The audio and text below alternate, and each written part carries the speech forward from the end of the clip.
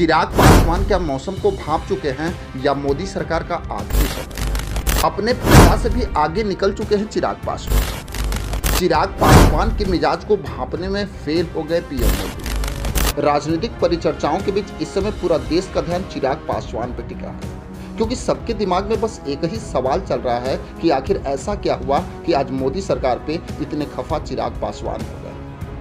क्या वो अपने पिता स्वर्गीय रामविलास पासवान की तरह राजनीतिक मौसम को समझ रहे हैं या अपने आप को देश की राजनीति में एक अलग लकीर खींचने का प्रयास कर रहे हैं? अगर इतिहास के पन्नों को देखा जाए तो चिराग पासवान के पिता स्वर्गीय रामविलास पासवान को मौसम वैज्ञानिक कहा जाता था।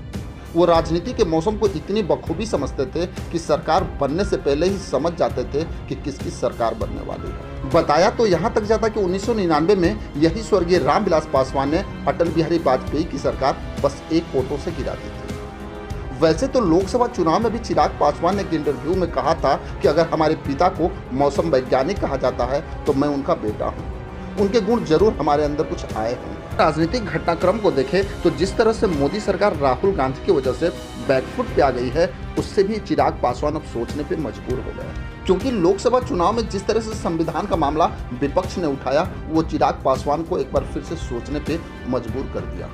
क्योंकि चिराग पासवान दलित राजनीति के जरिए यहाँ तक आया है और वो अपने आप को दलित राजनीति से दूर नहीं रख सकते।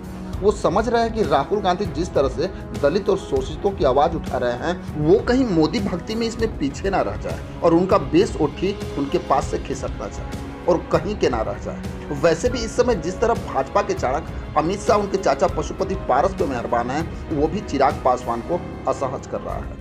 अब सबसे बड़ा सवाल है कि क्या मोदी सरकार लगातार विरोध के बाद भी चिराग पासवान को अपने साथ रखती है या चिराग पासवान अपना रास्ता बदल लेते हैं? ये देखना बड़ा दिलचस्प होगा।